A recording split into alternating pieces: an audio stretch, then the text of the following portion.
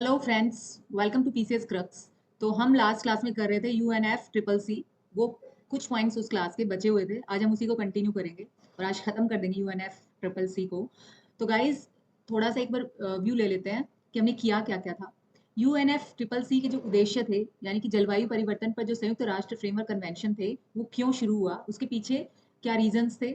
सबसे बड़ा तो जलवायु परिवर्तन था, क्योंकि सभी देशों के लिए चिंता का विषय है। ये इंपॉर्टेंट फीचर हो जाता है पृथ्वी का कि अगर क्लाइमेट चेंज हो रहा है तो उसका जो असर है वो हर जगह पड़ेगा, पॉपुलेशन पर पड़ेगा, प्रकृति पर पड़ेगा। इसके अलावा जो जीवन है किसी भी जीव का, वो अस्त व्यस्त हो जाएगा, जिससे कि पृथ्वी का जो एक रेगुलर जो पैटर्न है वो डिस्टर्ब होगा, जिसकी वजह से सभी हानिकारक और नकारात्मक असर सबके ऊपर आएंगे। तो इसलिए जलवायु परिवर्तन पर संयुक्त राष्ट्र फ्रेमवर्क कन्वेंशन आया और ठोस समझौतों को बनाने का आधार भी ये बना। ग्रीन हाउस गैसेस को प्रतिबंध लगाने की जो क्षमता थी, बाध्यकारी क्षमता थी, वो भी इसी के अंतर्गत ली गई। ठीक है, ये हमने किया था। नेक्स्ट हमने किया था कि इसकी जो स्थापना है यूएनएफ ट्रिपल सी की, वो कब हुई थी? 9 मई 1992 को, जो सेकंड अर्थ समिट हुआ था। फर्स्ट तो आपको बताइए 1972 में स्टॉकहोम में हुआ था। ये पृथ्वी सम्मेलन 1992 में जो हुआ था, वहां पर इसकी स्थापना हुई, लेकिन इसको लागू किया गया 21 मार्च 1994 में। उद्देश्य थे प्राकृतिक अनुकूलन को स्थापित करना, खाद्य उत्पादन से समझौता किए बगैर सतत आर्थिक विकास को संभव बनाना।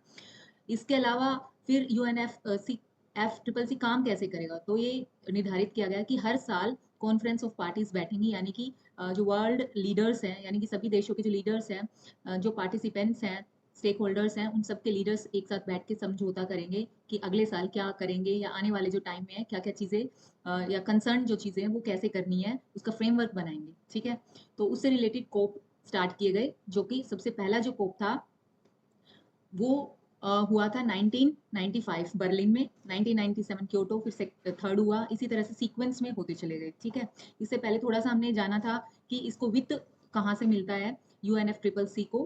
तो ये GCF ग्रीन क्लाइमेट फंड, जो कि विकासशील देशों को यूएनएफ ट्रिपल सी के उद्देश्यों को प्राप्त करने के लिए सहायता देता है। GEF ग्लोबल एनवायरमेंट फैसिलिटी है, जो कि एक तरह से वित्त प्रदान करता है एनवायरमेंट के लिए ग्लोबली। ठीक है, इसके अलावा जो सीओपी के लिए सचिवालय और सहायक निकाय है, ये तकनीकी और वैज्ञानिक सलाह वगैरह देते हैं। एक सचिवालय का निर्माण करते हैं जिससे कि सूचना का वितरण आसानी से हो जाए, कॉन्फ्रेंसिस वगैरह, या जो सहायक निकाय है इसको कंटिन्यू करने के लिए उसको सहायता मिले और उसको एक तरह से एड मिले। ठीक है, अब बात कर लेते हैं थोड़ा सा एक बार और जिक्र कि GEF जो है वो क्या काम करता है। बेसिकली 5 प्रमुख अंतर्राष्ट्रीय सम्मेलनों के लिए वित्त प्रदान करता है, जैसे कि मरकरी पर मीना माता अभिसम्मेलन 2013 में हुआ था, उसको लागू जो कि 2017 में किया था, उसको वित्त प्रदान करता है GEF। इसके अलावा स्थायी कार्बनिक प्रदूषकों पर जो स्टॉकहोम में अभिसम्मेलन हुआ था 2001 में, जो कि लागू 2004 में हुआ, उसको वित्त प्रदान करता है।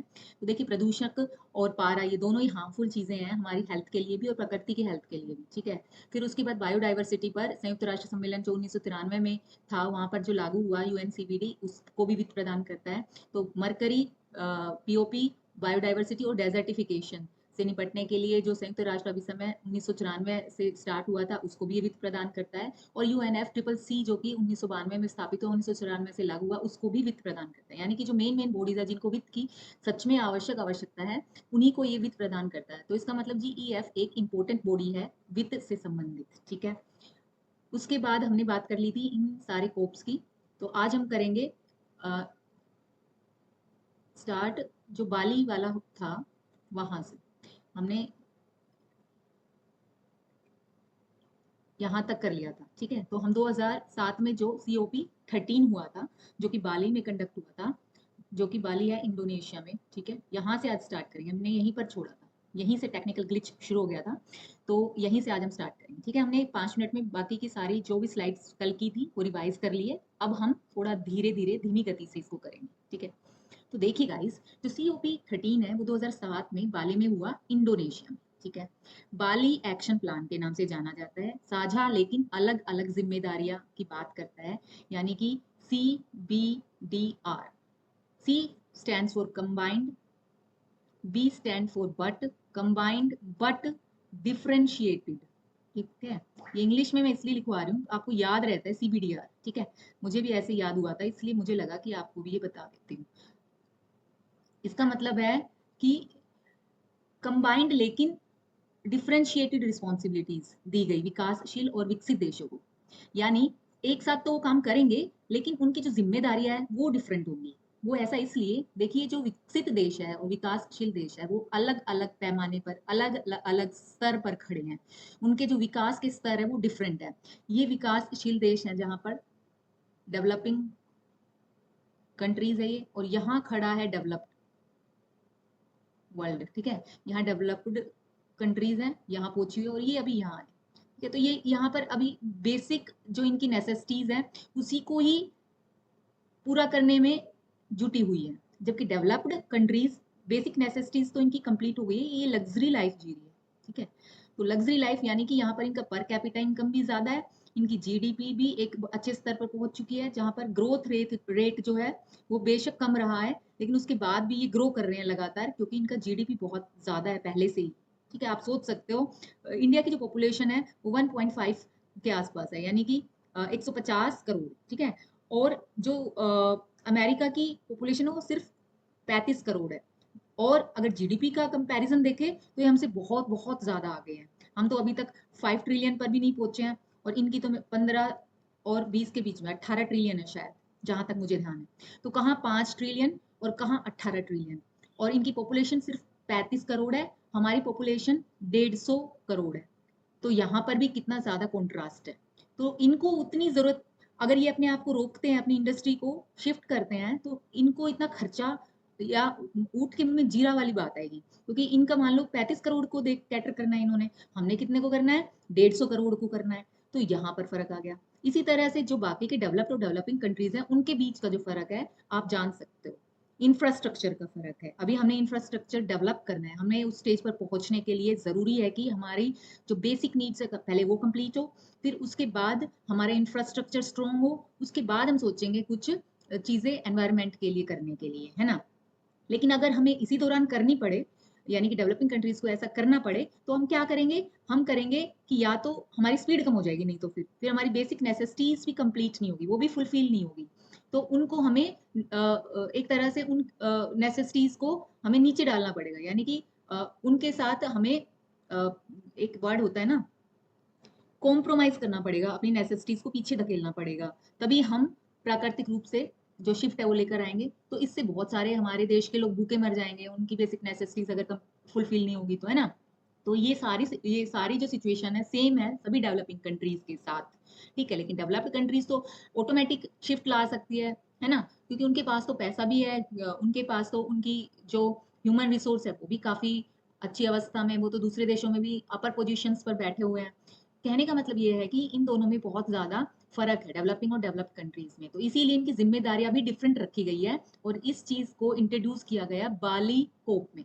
कोप 13 2007 बाली इंडोनेशिया में जो कंडक्ट हुआ, वहाँ पर सीबीडीआर का कॉन्सेप्ट लाया गया। आपको ये ध्यान रखना है, ओके? और ये इसलिए भी ज़रूरी था क्योंकि अभी तक सारे जो देश थे, बेशक क्योटो प्रोटोकॉल जो था वो शुरू हो गया था, ठीक है? लेकिन उसके बाद भी ये सफल नहीं हो पा रहा था। क्यों? क्योंकि वही रीज़न आ रहा था कि डेवलपिंग जो स्टेट्स थी वो मानने के लिए तैयार नहीं थी। क्योंकि अभी उनको डेवलप होने में टाइम लग रहा था, वो अपनी बेसिक नीड्स पूरी करे कि प्रकृति को देखे, है ना? तो ज़्यादा ज़रूरी तो फिलहाल उनके लिए बेसिक नीड्स को, भई वो जिएँगे ही नहीं तो प्रकृति का वो क्या करेंगे? उनका हिसाब ये था, ठीक है? लेकिन जब सीबीडीआर आया तो उसमें ये मेंशन किया गया कि जो क्योटो प्रोटोकॉल है उसकी सफलता के लिए ज़रूरी है कि प्रौद्योगिकी विकास हो, उनको वित्त दिया जाए, उनको शमन और अनुकूलन की स्थितियाँ प्रदान की जाए डेवलप्ड कंट्रीज के द्वारा, जिससे कि वो अपना डेवलपमेंट भी कर सके, साथ साथ में वो अपनी टेक्नोलॉजी का शिफ्ट कर सके, ओल्ड से न्यू की तरफ बढ़ सके। ट्रांजिशनल पीरियड में या जो चेंजेस करते वक्त जो वो रीरूट कर रहे हैं अपनी इंडस्ट्रीज को, उसमें उनको कोई नुकसान या ज़्यादा प्रॉब्लम फेस ना करनी पड़े, ठीक है? आई होप आपको समझ आ गया। उसके बाद कोप 15 आता है 2009 में, जो कि कोपेनहेगन डेनमार्क में हुआ। वैश्विक तापमान की जो वृद्धि 2 डिग्री सेल्सियस से नीचे रखने की बात की गई थी, वो यहाँ पर स्वैच्छिक हुई, ठीक है? बाद में जो आएगा 2015 में जो पेरिस समझौता होगा, उसमें बाध्यकारी हो जाएगा। लेकिन अभी तक 2 डिग्री सेल्सियस जो नीचे रखने की बात की गई, वो स्वैच्छिक था, ठीक है? तो कहाँ पर स्वैच्छिक बात की गई विकासशील और विकसित देशों के लिए, कि वो अपनी मर्जी से, भाई एक मोरल ड्यूटी भी एक चीज होती है ना, तो मोरल ड्यूटी की तरह उनको बताया गया कि भैया आप लोगों की मोरल ड्यूटी है कि 2 डिग्री सेल्सियस से नीचे वैश्विक तापमान आ जाना चाहिए, जिससे कि आने वाली पीढ़ियों को कोई नुकसान ना झेलना पड़े, प्राकृतिक नुकसान, ठीक है? तो इसको मैंडेटरी ना करके स्वैच्छिक कर दिया गया, क्योंकि शायद इसके पीछे ये रीजन था कि क्योटो प्रोटोकॉल को तो बहुत बाध्यकारी किया गया, बट फिर भी बहुत सारे स्टेप्स नहीं हुए, तो इससे बढ़िया स्वैच्छिक करके देखा जाए कि क्या पता देश जो है अपने कर्तव्यों का पालन अपने मन से करे और मोरल ड्यूटी समझ के एक सही रास्ते पर जल्दी हम सफल हो सके। ठीक है, तो ये स्थिति कोपेनहेगन डेनमार्क 2009 में कोप 15 में रखी गई। ओके, तो यहाँ ध्यान रखना है बाली में क्या हुआ, सीबीडीआर। कोपेनहेगन में क्या हुआ कि स्वैच्छिक प्रतिबद्धताएं शामिल की गई दोनों तरह के देशों के लिए, विकासशील के लिए भी और विकसित के लिए भी, कि 2 डिग्री सेल्सियस से वैश्विक तापमान की वृद्धि को रखा जाए। ठीक है, नीचे अब 16वीं कोप होती है 2010 केन में, केन मैक्सिको में है। और जैसे हमने पीछे पढ़ा था कि जीसीएफ ग्रीन क्लाइमेट फंड जो था वो विकासशील देशों के लिए था, कि वो यूएनएफ ट्रिपल सी के जो उद्देश्य है उनको प्राप्त करने के लिए फंड करेगा जीसीएफ। ठीक है, और यहाँ पर अब 2 डिग्री सेल्सियस को यानी कि 2 डिग्री सेल्सियस से नीचे रखेगा तापमान वृद्धि को, ये लक्ष्य भी इसके साथ शामिल किया गया 2010 में, ये आपको ध्यान रखना है। तो जीसीएफ का मतलब विकासशील देश। ठीक है, 2011 में कोप 17 कंडक्ट किया गया डरबन में। तो डरबन में प्लेटफॉर्म फॉर एनहांस्ड एक्शन, ये ध्यान रखना है, डरबन में प्लेटफॉर्म फॉर एनहांस्ड एक्शन, यानी कि जो पेरिस का जो समझौता होना है 2015 में, उसको एक तरह से अपनाने के लिए यहाँ से स्टार्टिंग पॉइंट माना जा सकता है कि आगे क्या क्या स्थितियां होगी, किस तरह से वो फ्रेमवर्क होगा उसका, ये संभव यहीं से हुआ। ठीक है, तो यही सारे कार्यक्रम इससे रिगार्डिंग प्रस्तुत किए गए, जिनके ऊपर सबकी सहमति बननी शुरू हुई। ठीक है, उस या ये कह सकते हैं कि पटल पर रखा गया ये प्रोग्राम। ठीक है, यहाँ पर जो बड़ी चीज है याद रखने की, डरबन में क्या हुआ कि क्योटो का जो टाइम पीरियड है वो बढ़ा दिया गया। अभी तक क्या था, 2008 से 12 का टाइम पीरियड दिया गया था कि इस दौरान जो ग्रीन हाउस गैसेज है उनको कम किया जाएगा 1990 के स्तर से 5.2% कम। ठीक है, ये टाइम पीरियड दिया गया था। अब जो टाइम पीरियड है यानी कि उसकी वैलिडिटी बढ़ा दी गई 2020 तक। 2011 में ये डिसीजन लिया गया कि 2020 तक ये स्तर हो जाना चाहिए, मिल जाना चाहिए। कितना स्तर, 1990 के स्तर से भी 5.2% नीचे। ठीक है, इसका उत्सर्जन ग्रीन हाउस गैसेस का। ठीक है, अब बात आती है कोप 18 की। कोप 18 2012 में होता है दोहा कतर में। क्योटो बेसिकली देखो, अभी हमने 2011 का जो कोप हुआ था, तो 2012 में भी क्योटो के बारे में बात की गई, दूसरी प्रतिबद्धता। यहाँ पर सिर्फ जिक्र किया गया था वैलिडिटी बढ़ाने का, यहाँ पर बाध्यकारी लक्ष्य भी मेंशन कर दिया गया। 2013 से 2020 के बीच में वैलिडिटी को बढ़ा दिया गया। ठीक है, 2013 में कोप 19 होता है वार्सा पोलैंड में। तो वार्सा पोलैंड में बात होती है हानि एवं क्षति के लिए अंतरराष्ट्रीय तंत्र, यानी जो विकासशील देश है उनको नई टेक्नोलॉजी या ट्रांजिशन में जाने के लिए, या जैसे कि आपने देखा होगा उत्सर्जन जो ग्रीन हाउस गैसेस का होता है कोयले वगैरह से या पुराने या फॉसिल फ्यूल से, तो उसको शिफ्ट करने के लिए जो न्यू एनर्जी सिस्टम यानी कि जो नवीन ऊर्जा जहाँ से स्थापना होती है, जैसे कि न्यूक्लियर प्लांट, ठीक है, जैसे कि हाइड्रो प्लांट्स, जैसे कि विंड एनर्जी, ठीक है, जैसे कि सोलर एनर्जी, तो इन सबको अपनाने के लिए क्या चाहिए, पैसे चाहिए। तो इसके लिए उनके जो पुराने, जो अभी उन्होंने कुछ रिसेंट ईयर्स में ही स्टार्ट किए होंगे, कुछ जो पुराने हैं उसमें भी काफी इन्वेस्टमेंट हो चुका है, तो उस स्थिति में तो विकासशील देशों को बहुत हानि होने वाली है। तो ऐसी स्थिति से निजात दिलाने के लिए एक अंतर्राष्ट्रीय तंत्र की स्थापना होती है, जिससे कि विकासशील देशों को कोई नुकसान ना हो। ठीक है, उसके बाद कोप 20 आता है 2014 लीमा पेरू में। लीमा नाम सुना होगा, लीमा एक जानवर का भी नाम है जो कि पेरू में ही पाया जाता है। तो ये एक जगह का भी नाम है और एक जानवर का भी नाम है, और दोनों ही पेरू में पाए जाते हैं। ठीक है, तो यहाँ पर कोप 20 कंडक्ट होता है। यहाँ पर बात होती है जलवायु कार्रवाई के लिए लीमा आहवन। ठीक है, तो लीमा ध्यान रखना, लीमा आहवन कब हुआ, 2014 में, ये पेरू में हुआ। यहाँ पर बात की गई कि जो योगदान होगा राष्ट्रीय स्तर पर वो इच्छित होगा। ठीक है, एक तो इच्छित होगा यानी कि कोई उसके ऊपर बाध्यकारिता नहीं होगी, तो कोई भी देश है वो अपनी इच्छा से कोई भी स्टेप उठा सकता है, कुछ भी इनिशिएट कर सकता है जो कि जलवायु के लिए इंपॉर्टेंट है, जो कि जलवायु परिवर्तन के सकारात्मक रूप में उसको फायदा देने वाला है प्रकृति को। ठीक है, फिर राष्ट्रीय स्तर पर योगदान की बात की गई। पेरिस समझौते का आधार क्या हुआ बेसिकली, कि राष्ट्रीय स्तर पर योगदान हो। ठीक है, तो एक नई चीज अब यहाँ पर याद रखने की चीज है कि लीमा का आह्वान यानी कि जलवायु के लिए किया गया, और ये किस तरह का समझौता था, इच्छित समझौता था कि सभी अपने स्तर पर कार्य करेंगे। दूसरा कि राष्ट्रीय स्तर पर योगदान की बात की गई यहाँ पर, और पेरिस समझौता जो कि 2015 में होने वाला है उसका आधार यहाँ पर एक तरह से निर्मित हुआ। ठीक है, अब बात आती है नेक्स्ट, जो कि कोप 21 2015 में पेरिस यानी कि फ्रांस में एक समझौता होता है। ये याद भी रखा जाता है, ये बहुत इंपॉर्टेंट है, आपने कई बार पढ़ा भी होगा इसके बारे में। बेसिकली जिस तरह से क्योटो प्रोटोकॉल अपने ग्रीन हाउस गैसेस के लिए फेमस है, उसी तरह से पेरिस समझौता जो है वो 2 डिग्री सेल्सियस से वैश्विक तापमान को नीचे रखने से फेमस है। ठीक है, यहाँ पर एक बात और भी की गई कि अमीर देश है, उनके ऊपर एक एक तरह से जलवायु वित्त का एक बोझ डाला गया। मतलब बोझ तो नहीं है, ये उनकी जिम्मेदारी है, पर वो बोझ समझते हैं। उन्होंने को बोझ समझा, अभी तक ये पूरा पैसा उन्होंने दिया नहीं है, जो कि $100 बिलियन उनको देने हैं, जिससे कि विकसित देश तो अपना वित्त संभाल लेंगे, लेकिन विकासशील देशों को ये सारा वित्त जो है बांटा जाएगा, जिससे कि वो अपनी जो क्लीन एनर्जी है उसकी तरफ शिफ्ट कर सके। ठीक है, भाई क्लीन एनर्जी होगी तो वैश्विक तापमान भी नीचे रहेगा, क्योंकि ग्रीन हाउस गैसेस का उत्सर्जन कम होगा।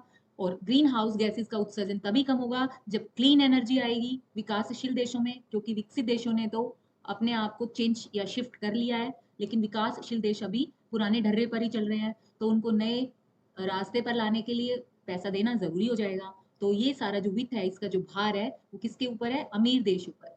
वो इसलिए भी क्योंकि अमीर देश जो कि कॉलोनीज थी जिनकी, अफ्रीका में और एशिया में स्पेशली, तो इन्होंने यहाँ के जो रॉ मटेरियल थे उनको बहुत शोषित किया है, उनका बहुत शोषण किया है। वहां से निकाल के अपने देशों को तो विकसित बना लिया, लेकिन उनको बिल्कुल ही गरीब कर दिया। अगर भारत की बात की जाए तो भारत के रॉ मटेरियल काफी इन्होंने यहाँ से निकाल कर, फिर उसके बाद बेच कर विश्व अर्थव्यवस्था में अपने फैक्ट्रीज को सपोर्ट करके रॉ मटेरियल का, फिर मैन्युफैक्चर्ड करके जो एक तरह से तैयार माल था वो विश्व की ट्रेड, विश्व में जो व्यापार था यानी कि जो बिजनेस था वो अपना बढ़ाकर फिर इन्होंने पैसा खूब कमाया, और आज वो विकसित स्थिति में है। जबकि भारत जैसे देश जो विकासशील स्थिति में, जो कि इनकी कभी कॉलोनीज रहे हैं, उनकी हालत बहुत बुरी है। तो पे ऑफ तो करना पड़ेगा ना उनको। तो ये पे ऑफ ही है एक तरह से अमीर देशों का, अगर वो इस तरह से जलवायु वित्त को बेसिकली देते हैं तो। दे नहीं रहे हैं, काफी जिद्दी है, काफी हट्टी है, कुछ ना कुछ अड़ंगा लगा देते हैं। अगर आपने सुना हो कि अभी तो जो मिस्टर ट्रम्प थे, उन्होंने तो बैक ऑफ ही कर लिया था कि वो पेरिस समझौते को नहीं मानते हैं। क्यों? क्योंकि पैसा देना पड़ रहा है, इस वजह से। ठीक है, एनीवेज फिर बात होती है कोप 26 की, जो कि 2021 में कंडक्ट किया जाता है ग्लासगो। ग्लासगो कहाँ पर है? यूके में है, यूनाइटेड किंगडम में। ठीक है, तो यहाँ पर भारत ने कुछ अपने एक तरह से प्रण लिए थे। उनमें एक प्रण था 2070 तक भारत नेट जीरो उत्सर्जन करेगा, नेट जीरो कार्बन उत्सर्जन। ठीक है, यानी कि जितनी भी हमारे यहाँ पर कोयला विद्युत है उसको बदल कर 2070 तक क्लीन एनर्जी से रिलेटेड जितने एनर्जी प्रोसेसेस है उनको अपना लेगा, जैसे कि wind energy, solar energy, nuclear energy, hydro energy. ठीक है, इनमें शिफ्ट कर लेगा। तो कोयला विद्युत से जब इन पर शिफ्ट करेगा तो ये एक तरीका अपनाएगा चरणबद्ध तरीके से, एकदम से बंद नहीं कर सकते ना, एकदम से थोड़ी ना बिजली गुल कर देंगे भाई। क्योंकि इन पर आने के लिए, अगर आपको भी पता होगा कि जब हम सोलर एनर्जी यूज करते हैं तो उसके लिए पैनल्स की जरूरत होती है, तो पैनल्स इतने महंगे आते हैं, है ना। तो सोलर पैनल्स काफी महंगे होने की वजह से इस पर एकदम से शिफ्ट करना बड़ा मुश्किल काम है। इसी तरह से विंड एनर्जी भी आपने देखे होंगे, तो विंड एनर्जी के लिए जो फैंस आपने देखे होंगे जैसलमेर या जहाँ पर ज्यादा हवाएं चलती है उस एरिया में, स्पेशली जो साउथ इंडिया है वहां पर विंड एनर्जी बहुत ज्यादा प्रोड्यूस हो रही है कंपैरेटिवली। वैसे ज्यादा नहीं हो रही है, बट फिर भी काफी अभी इस एरिया में डेवलपमेंट देखा गया है। बट वो बहुत बहुत ज्यादा महंगा है, किफायती अभी नहीं बना है। कुछ सालों के बाद किफायती, भाई कोई चीज किफायती तभी होती है ना जब उस पर इन्वेस्टमेंट और उसका जो प्रोडक्शन है, ठीक है, फिर प्रोडक्शन के बाद जो उसको बेचा जाता है, यानी कि इफेक्टिव हो, प्रॉफिट जनरेट हो, तभी तो वो इफेक्टिव है, अदरवाइज वो नुकसान का सौदा है। अब आप बिजली में मान लो हर महीने 200 यूनिट, आप अगर दिल्ली में रहते हो तो आप इतना यूज कर रहे हो, तो 200 यूनिट का मान लो आपका 500 रुपए का बिल आ रहा है। ठीक है, लेकिन आप सोलर पैनल लगा रहे हो, वो आपको 2 लाख रुपए का लगाना पड़ रहा है 200 यूनिट को जनरेट करने के लिए। तो 2 लाख का अगर आप 10% भी आप मान लो ऋण उठा के 2 लाख लेते हो, तो 10% यानी कि आपको देना पड़ेगा 20,000 साल में, है ना। जबकि आप बिजली का बिल कितना दे रहे हो? सिर्फ 6,000, है ना। 6,000 आप दे रहे हो बिजली का बिल, और यहाँ आप 2 लाख लेकर ब्याज ब्याज दे रहे हो 20,000 साल में, और 2 लाख तो देने ही है वो। ठीक है, कभी ना कभी दोगे ही ना उसको। तो ये काफी बीच में डिफरेंस आ जाता है, तो कोई क्यों ही सोलर पैनल यूज करेगा। तो इस तरह का जो शिफ्ट है इसमें इनिशिएटिव या कॉस्ट इफेक्टिव बनाने के लिए इसके अंदर जितने इक्विपमेंट्स लगते हैं सोलर पैनल्स के लिए या सोलर सिस्टम के लिए, सॉरी सोलर सिस्टम नहीं, हाँ सोलर पैनल्स के लिए, क्योंकि सोलर एनर्जी प्रोड्यूस करने के लिए इनकी ज़रूरत होती है। तो इसमें जितने भी इक्विपमेंट्स यूज़ होते हैं उनको सस्ता करने के लिए गवर्नमेंट को अभी और टेक्नोलॉजी में काफ़ी प्रोग्रेस करनी पड़ेगी, एडवांस टेक्नोलॉजी चाहिए उसके लिए, ठीक है। तो वो लाने में काफ़ी टाइम लगेगा और काफ़ी पैसा भी लगेगा, रिसर्च वर्क चाहिए होता है नई टेक्नोलॉजी के लिए ना, और भी बहुत सारी चीज़ें चाहिए होती है। तो इंफ्रास्ट्रक्चर सबसे बड़ी बात है, वो भी डेवलप करना होता है और लोगों को तैयार करना मेंटली, ये जो डिफरेंस है इसको किस तरह से आप कन्विंस करोगे लोगों को कि भाई तुम ये लगाओ। तो बहुत सारी चीजें हैं, वहां उस स्तर तक आने के लिए चरणबद्ध तरीका ही सबसे बेस्ट तरीका है। इसीलिए भारत ने कहा है कि हम 2070 तक इस पोजीशन पर पहुंच जाएंगे। ये कब इन्होंने प्रतिबद्धता दिखाई? 2021 कोप 26 ग्लासगो में, जो कि यूके में है, वहां पर, ठीक है। दूसरा जो ग्लासगो का पॉइंट है वो है breakthrough agenda, Glasgow breakthrough agenda. इसमें इंडिया और जो 41 देश है वो शामिल है, ठीक है। तो ब्रेक थ्रू एजेंडा मैं इसको बाद में बिल्कुल पूरा समझा दूंगी, लेकिन फिलहाल क्योंकि भारत से रिलेटेड में ज्यादा इंपॉर्टेंट चीजें, तो ये मैंने आपको बता दिया कैसे क्या होगा। तो ये सब्जेक्टिव टाइप क्वेश्चन आए तो भी आप ये सारे एग्जांपल्स लिख सकते हो जो मैंने आपको बताए। तो ब्रेक थ्रू एजेंडा ग्लासगो में कंडक्ट हुआ या प्रतिबद्धता इसकी तरफ इंडिया प्लस 41 देशों ने ली, ठीक है। मैनग्रोव अलायंस है, यहाँ पर भी भारत ने पहल की थी इसको स्टार्ट करने में, ये ध्यान रखना है। इसमें क्या हो, जो मैनग्रोव एरिया है, जो हमारे देश का सुंदरबन एरिया है या हमारे देश का पश्चिम बंगाल का कुछ एरिया है, या बात करें गुजरात में भी कुछ मैनग्रोव एरियाज हैं, तो वहां पर अलायंसेज यानी कि जिन देशों में मैनग्रोव्स हैं तो उनका अलायंस बनाने की तरफ यहाँ बढ़ोतरी हुई, क्योंकि आपको पता है मैनग्रोव में बहुत ज्यादा बायोडाइवर्सिटीज हैं, ठीक है। तो इस पर ध्यान देना बहुत जरूरी हो जाता है। वेटलैंड्स भी सबसे ज्यादा इधर ही मिलेगी आपको, तो इसलिए एक क्लाइमेट चेंज के लिए भी और एक सस्टेनेबिलिटी के लिए भी और जो प्राकृतिक आपदाएं आती है उससे बचने के लिए भी मैनग्रोव बहुत इंपॉर्टेंट रोल प्ले करते हैं नेचुरली, ठीक है। तो इसलिए एक अलायंस भारत ने बनाने की कोशिश यहाँ पर की, ठीक है। फिर आता है कोप 28 जो कि 2023 में दुबई में कंडक्ट हुआ। दुबई कहाँ है? यूएई में। अब देखिए यहाँ पे बच्चे के पता क्या करेंगे, दुबई को सोचते हैं कि ये कैपिटल है। क्या है दुबई कैपिटल यूएई की? नहीं भाई, नहीं है। यूएई की कैपिटल क्या है? यूएई की कैपिटल है अबू धाबी, अबू धाबी, ठीक है। तो अबू धाबी यूएई की कैपिटल है, ध्यान रखना है। ब्राजील की कैपिटल क्या है? कल मैंने बताया था, ब्राजीलिया या ब्रासीलिया भी कहते हैं इसको, ठीक है। लोगों को लगता है ब्राजील की रियो डी जेनेरियो है, वो नहीं है, ब्रासीलिया है, ठीक है। चलो अब बात करते हैं दुबई में क्या हुआ। दुबई में यूएई, जर्मनी, यूके, ईयू और जापान, इन्होंने पैसे दिए। इन्होंने कितने पैसे? लॉस एंड डैमेज के लिए, जो हानि और क्षति जो विकासशील देशों को होती है नई टेक्नोलॉजी को अपनाने में, जो हमने पीछे बात भी की है, ठीक है। जो अंतरराष्ट्रीय वित्त का जो गठन किया गया था हानि और क्षति के लिए विकासशील देशों के लिए, उस तंत्र में इन्होंने 700 मिलियन अमेरिकी डॉलर देने का वादा किया। कब? 2023 कोप 28 में, ठीक है। दूसरी जो बात हुई यहाँ पे वही 2050 तक नेट जीरो कार्बन उत्सर्जन, यानी कि फोसिल फ्री यानी कि फोसिल फ्यूल फ्री पूरा विश्व बना देंगे, ये प्रण लिया गया। यानी कि सभी देशों में, मैक्सिमम देशों में 2050 तक कार्बन उत्सर्जन बंद हो जाएगा, यानी शुद्ध शून्य, यानी जितना कार्बन हमारी प्रकृति को चाहिए, जितना हम उसमें से निकाल रहे हैं उतना ही हम वापस शिफ्ट कर रहे हैं। इसका मतलब होता है शुद्ध शून्य, यानी कि प्लस माइनस जीरो, ठीक है। यानी कि हम 10 प्लस कर रहे हैं, सॉरी 10 माइनस कर रहे हैं, यानी कि मान लो 10 यूनिट जो है कार्बन की यूज कर रहे हैं, वो फिर इसमें एनवायरनमेंट में फ्री हो गया कार्बन, फिर इसको वापस डाल रहे हैं पेड़ पौधे के द्वारा या जो टेक्नोलॉजी हमने यूज की है उसके द्वारा, प्लस भी कर दे रहे हैं उसमें। तो यानी कि एक प्लस कर रहे हैं उतना ही और उतना ही अमाउंट माइनस भी हो रहा था, तो जीरो आया इनका रिजल्ट, ठीक है। तो इसी को कहते हैं शुद्ध शून्य कार्बन उत्सर्जन, ठीक है। यानी कि विश्व में जीवाश्म ईंधन फ्री कर देंगे, यानी कि क्लीन एनर्जी के सारे जो तरीके वो अपनाए जाएंगे, फॉसिल फ्यूल्स से अब कोई उत्सर्जन नहीं होगा, ठीक है। 2050 तक वैश्विक परमाणु ऊर्जा को भी 3 गुना बढ़ा दिया जाएगा। भाई ये चीजें होंगी कैसे? ये होने के लिए क्लीन एनर्जी चाहिए। क्लीन एनर्जी का जो एक सबसे बड़ा जो स्रोत है वो है न्यूक्लियर एनर्जी। तो न्यूक्लियर एनर्जी जो अभी फिलहाल जितनी क्षमता है पूरे विश्व में, 2050 तक उसको 3 गुना करने की यहाँ पर प्रतिबद्धता दिखाई गई, ठीक है। उसके बाद दुबई में भारत द्वारा क्या पहल की गई?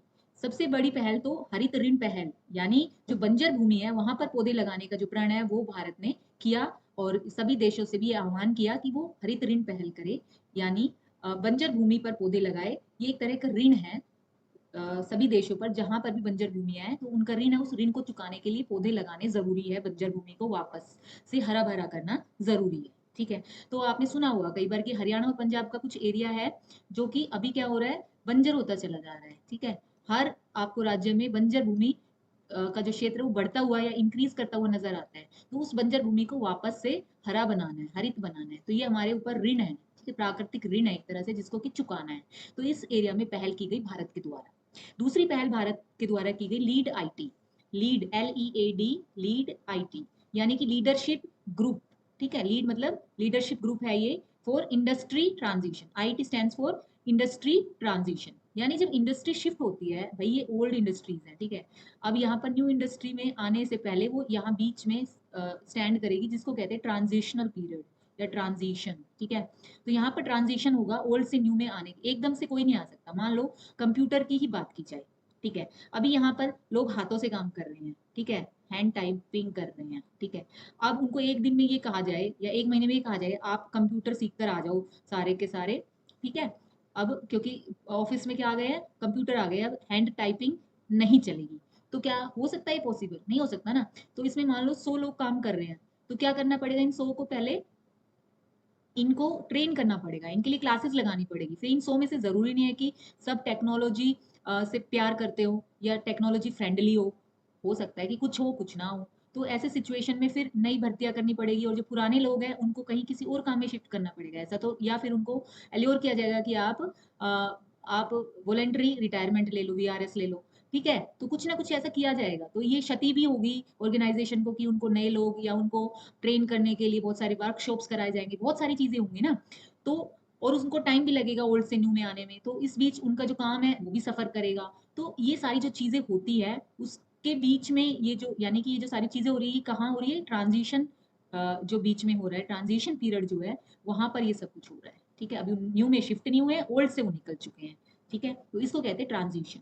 तो इंडस्ट्रियल एरिया में या इंडस्ट्री सेक्शन में इस तरह की जो चीजें हो रही है, उसके लिए लीड IT 2.0 शुरू किया गया, भारत की पहल है ये, जिससे कि निष्पक्ष उद्योग परिवर्तन हो सके। ऐसा ना हो कि भाई किसी के पास वित्त है तो वो बड़ी तेजी से निकल गया, और जिसके पास वित्त की सुविधा नहीं है या कल्याणकारी जो कार्य कर रहे हैं वो बेचारे पीछे ही रह गए हैं। तो ऐसी स्थिति से निपटने के लिए और जो नई कार्बन प्रौद्योगिकी है उसकी तरफ शिफ्ट करने के लिए वित्त की जरूरत पड़ेगी। तो इस तरह के इंडस्ट्रीज को लीड करने का जो जिम्मा है वो लीड IT 2.0 के पास है। ठीक है, उसके बाद global river cities alliance. Global river यानी कि ज्यादातर जो रिवर आपने देखा होगा, जितने भी पुराने सिविलाइजेशन है, वो पुराने क्या मतलब सिविलाइजेशन तो पुराने हैं सारे, वो सारे के सारे उनकी जितनी भी प्रोमिनेंट या मेन सिटीज हैं वो सब के सब किसी ना किसी रिवर के किनारे, किसी ना किसी नदी के किनारे बसे हुए हैं। अगर हम बात करें लंदन की, लंदन थेम्स नदी के किनारे है। अगर हम बात करें गंगा की, तो गंगा के किनारे क्या है,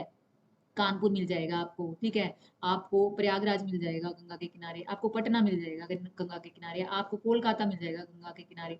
तो इसका मतलब इसी तरह से वर्ल्ड वाइड भी बहुत सारी रिवर्स हैं जो कि बहुत सारी सिटीज को अपने चारों तरफ बसाए हुए हैं। तो उन सारी सिटीज या उन सारे राष्ट्र का एक अलायंस बनाया है, ये भी भारत की पहल है। ठीक है, आपको ध्यान रखना है क्योंकि नया कोप है 28, कोई पुराना नहीं है, 2 साल पुरानी ही बात है। तो कोप 28 और कोप 29 और आने वाला कोप 30, अभी हुआ नहीं है कोप 30, तो ये सारे तीनों के तीनों इंपॉर्टेंट होंगे। ठीक है, तो 30 का तो अभी कुछ अता पता नहीं है, जब होगा जब देख लेंगे। लेकिन 28 और 29 बहुत क्रूशियल है। अगर आज आप सब्जेक्टिव या ऑब्जेक्टिव किसी भी टाइप का एग्जाम फेस करने वाले हो, तो ये सारे डिटेल्स आपको पता होनी चाहिए कि भारत की पहल क्या क्या ये कोप 28 में थी या 29 में, तो आपको डिफ्रेंशिएट करना आना चाहिए।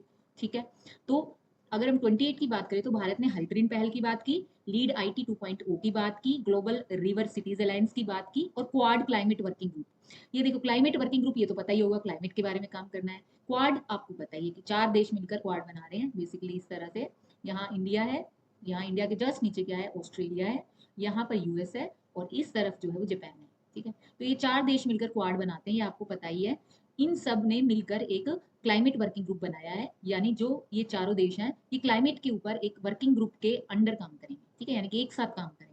ओके, तो ये सारे इनिशिएटिव भारत के हैं जो कि दुबई में कोप 28 में इन्होंने प्रतिबद्धता यानी कि भारत ने पहल की है। ठीक है, 2024 में कोप 29 होता है जो कि बाकू अजरबैजान में होता है। बाकू अजरबैजान का ही एक शहर भी है और कैपिटल भी है, ठीक है, बाकू कैपिटल है, ठीक है। तो जब ये होता है, इसमें क्या प्रण लिया जाता है कि 2035 तक जो विकासशील देश है उनके ऊपर जलवायु वित्त पर नया सामूहिक परिमाणित लक्ष्य है, ठीक है, यानी कि उसको 3 गुना वित्त को बढ़ा दिया जाएगा। कहने की बात यहाँ पर ये है 2035 तक जो वित्त पोषण होगा विकासशील देशों का वो 3 गुना कर दिया जाएगा, जो अभी जितना है उसका 3 गुना, ठीक है। तो 3 गुना होकर ये कितना हो जाएगा, 1.3 ट्रिलियन अमेरिकी डॉलर्स, ठीक है। तो इतना इसका बजट हो जाएगा, एक तरह से इनके पास इतना फंड हो जाएगा विकासशील देशों को, ठीक है। अब जलवायु वित्त के बारे में आपको बताइए ना कि जो इनको जो यूएनएफ ट्रिपल सी के लक्ष्य प्राप्त करने के लिए जो पैसा चाहिए ट्रांजिशन या ओल्ड से न्यू की तरफ शिफ्ट करने के लिए, ये उससे रिलेटेड है, ठीक है। बाकू जलवायु एकता संधि भी हुई, तो जलवायु एकता संधि बाकू के नाम से ही पता चलेगा। बाकू कहाँ है, अजरबैजान में। बाकू में कब हुआ था कोप, 29 2024 में। तो यहाँ पर क्या बात हुई, जलवायु वित्त की बात हुई, कार्बन मार्केट की बात हुई और उत्सर्जन में कमी पर ध्यान देने की तरफ बात हुई, ठीक है। अब बात आती है कोप 29 में भारत ने क्या किया, ठीक है, भारत का क्या क्या योगदान है या भारत ने किस तरह की पहल की या भारत से रिलेटेड क्या क्या था इसमें, ठीक है। तो सबसे पहले भारत ने इनिशिएट या पहल करने की कोशिश की, आपदा रोधी बुनियादी ढांचा है। देखिए हमारा देश जो है ये हमारा साउथ इंडिया है, ठीक है। तो यहाँ पर जो है, यहाँ पर मालदीव्स है या मालदीव्स कहते हैं इसको, ठीक है। इस तरफ अफ्रीका है, यहाँ पर आपने देखा होगा छोटे छोटे जो टापू है, ये मॉरिशस है, मॉरिशस, ठीक है, ये मॉरिशस है। इधर देखो तो आप श्रीलंका है, ठीक है, श्रीलंका है, ठीक है। इधर हमारा अंडमान निकोबार है, अंडमान निकोबार। फिर इधर जो है वो मलेशिया और ये south east Asia, south east Asian countries है, यानी कि एशियान की कंट्रीज है, स्पेशली ये बोल सकते हो, ठीक है।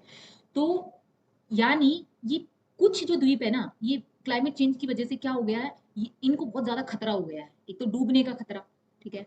तो डूबने का भी, ग्लेशियर्स जब पिघलते हैं तो सबसे पहले जो लोअर आइलैंड्स हैं, यानी कि जिनका लेवल सी लेवल से बहुत कम है, वो डूबेंगे, ठीक है। तो एक तो ये खतरा सबसे बड़ा है, तो इनको शिफ्ट करने के लिए अगर आपने सुना होगा तो जो इंडोनेशिया है, यहाँ पर जो इंडोनेशिया है उसने तो अपनी जो जकार्ता से, जकार्ता जो उसकी कैपिटल थी उसको शिफ्ट करने की बात तक भी हो गई है, क्योंकि जकार्ता डूबने के कगार पे हो सकता है, ठीक है। मालदीव है, उसके भी कई टापू है वो डूबने के कगार पर है। इसी तरह से मॉरिशस है, मेडागास्कर है, इन पर भी थोड़ा सा असर आ रहा है अभी से। तो ऐसी स्थिति में उनको एक ये भी एक आपदा हुई, ये बड़ी आपदा है, ठीक है। इसके अलावा भी छोटी आपदाएं बहुत ज्यादा हुई, तो साइक्लोन का बहुत ज्यादा असर होता है यहाँ पर। दूसरा, यहाँ भूकंप बहुत ज्यादा आते हैं। तीसरा कि यहाँ पर बहुत बार ऐसा होता है कि जो जैसे अल नीनो या ला नीनो की पोजीशंस होती है, जब उस वक्त जो तूफान आते हैं उसमें भी इनको सबसे ज्यादा डैमेज होता है। तो इन छोटे द्वीपीय देशों को सहायता देने की जो बात है, वहां के जो बुनियादी ढांचे को और मजबूत करने की जो बात है, वो भारत ने यहाँ पर की है, ठीक है। आई होप आपको समझ आ गया होगा। फिर लीड आईटी की, अभी हमने बात कर ही ली थी, लीड आईटी किस लिए चाहिए, ट्रांजिशन के लिए चाहिए ना। तो वहां पर ही बात करता है लीड आईटी। तो निम्न कार्बन अर्थव्यवस्था की ओर संक्रमण को गति देने की बात भारत ने यहाँ पर की है कि भाई संक्रमण तो हो रहा है, लेकिन वो धीरे गति से हो रहा है, वो धीमी गति से हो रहा है, उसको थोड़ा सा तेज किया जाना चाहिए गति को, ठीक है। उसके बाद ऊर्जा संक्रमण की बात की गई कि जो एनर्जी ट्रांजिशन है उसको बढ़ाना चाहिए। जैसा कि आपको पता है 2015 में पेरिस जब सम्मेलन हुआ, पेरिस समझौता हुआ, उसी वक्त फ्रांस ने और इंडिया ने एक साथ एक इनिशिएटिव लिया, आईएससी यानी कि अंतरराष्ट्रीय सौर ऊर्जा जो गठबंधन है, उसका गठबंधन गुड़गांव में इसका हेड ऑफिस है, ठीक है। गुड़गांव जो कि अभी गुरुग्राम के नाम से जाना जाता है, यहाँ ये अंतरराष्ट्रीय ऑर्गेनाइजेशन यानी उसका मुख्यालय है। तो ये यहाँ पर निर्मित हुआ फ्रांस और इंडिया की पहल पर। तो यहाँ इंडिया ने कहा कि ऊर्जा संक्रमण जो है, यानी कि जितने भी विकासशील देश है उनको सौर ऊर्जा की तरफ शिफ्ट करना चाहिए, वो इम्पोर्टेंट है। उस बात पर एक तरह से फोकस किया गया इंडिया के द्वारा कोप 29 में, ठीक है। उसके बाद है जैविक अपशिष्ट से मीथेन उत्सर्जन पर घोषणा। हालांकि भारत इसका हस्ताक्षरकर्ता नहीं है, यानी कि साइन भारत ने नहीं किए हैं। कहाँ पर, कि जो जैविक अपशिष्ट है वहां से मीथेन का जो उत्सर्जन है उस पर एक घोषणा की गई है कि ये उत्सर्जन काफी ज्यादा है, तो इसको इसके बारे में काम किया जाएगा। तो इसके बारे में कोई एक तरह से समझौता हुआ है, उसमें भारत जो है वो हस्ताक्षरकर्ता नहीं है, लेकिन इस पर उसने पहल करने की यहाँ पर या बात करने की या भागीदारी करने की यहाँ कोशिश की है भारत ने, तो ये ध्यान रखना है। बेसिकली जो जैविक अपशिष्ट है मीथेन उत्सर्जन में उसका 20% भागीदारी है, ठीक है। अगर कभी ये फैक्ट पूछा जाए कि मीथेन उत्सर्जन में जैविक अपशिष्ट की कितनी भागीदारी है, 20%, यानी कि जैविक अपशिष्ट से 20% मीथेन उत्सर्जित होता है, ठीक है। उसके बाद किसानों के लिए भी यहाँ बात की गई, भारत ने उठाई कि एफओ, और उसी की बात पर फोकस करते हुए एफओ के साथ साझेदारी की बात की गई। किसानों को सहायता देगा एफओ वित्तीय रूप में। देखिए, सबसे ज्यादा असर जो होता है वो विकासशील देशों के किसानों को है। विकसित जो देश है उनके जो किसान है उनके पास बड़े फार्म्स हैं, वो मशीन से काम करते हैं, मशीन, ठीक है। लेकिन जो विकासशील है ये किससे करते हैं? इनके पास इतनी टेक्नोलॉजी नहीं है, ये अपने खुद लेबर करते हैं इसमें। या तो बैल होते हैं, बैल नहीं तो ट्रैक्टर भी है, लेकिन जो खेतों में काम करते हैं, क्योंकि इनकी जो जोत का साइज है वो बहुत छोटा है, ठीक है। ये एक एक एकड़ है इनके पास, कहीं पर 2 एकड़ होगा बस, ठीक है। यहाँ पर 50 एकड़, 100 एकड़, इतने बड़े बड़े फार्म्स हैं इनके पास। तो इसलिए जरूरी हो जाता है कि किसानों को सहायता दी जाए, स्पेशली विकासशील देशों को। भाई सब्सिडियरी के लिए डब्ल्यूटीओ मना करता है, ठीक है, क्योंकि उनको लगता है कि इससे फेयर ट्रेड नहीं हो पा रहा है, ठीक है। तो ऐसी स्थिति से उबरने के लिए जरूरी है कि किसानों को डायरेक्ट सहायता दी जाए। तो FAO यानी कि फूड एंड एग्रीकल्चरल ऑर्गेनाइजेशन के साथ साझेदारी की बात यहाँ पर हुई है किसानों के लिए, जिसको कि इनिशिएट किया था भारत ने, ठीक है। तो गाइस, ये था आज का सेक्शन UNFCCC। तो इसकी जो COP30 है उसकी बात भी मैंने यहाँ पे नहीं की है, मैं वो बता देती हूँ। COP30 जो है वो बेलम में होगी, ठीक है, जो कि ब्राजील में है, ठीक है। तो बेलम ब्राजील में नवंबर में होगी, ठीक है। जब नवंबर आएगा तब तक काफी टाइम है, इसलिए मैंने सोचा पहले मैं इसको करा देती हूँ, जिससे कि आपको कोई दिक्कत ना हो, जो भी परीक्षाएं हो आप उसको आराम से कर पाओ, ठीक है। तो COP30 नेक्स्ट बेलम में होगी, जो कि ब्राजील में है। ओके, तो जब ये होगी, जब मैं इसको अपडेट करा दूंगी अच्छे से, वापस से भी इसकी रिवीजन करा दूंगी। लेकिन अभी तक जो हमने COP29 तक किया है, सारा मेन मेन फैक्ट इसके अंदर कवर किया गया है। आप बेझिझक इस पर विश्वास करके आप पढ़ सकते हो। इसके अलावा आपको किसी भी फैक्ट की जरूरत नहीं है UNFCCC के बारे में, ठीक है। चलिए नेक्स्ट क्लास में मिलते हैं जल्दी ही, तब तक के लिए बाय बाय, टेक केयर।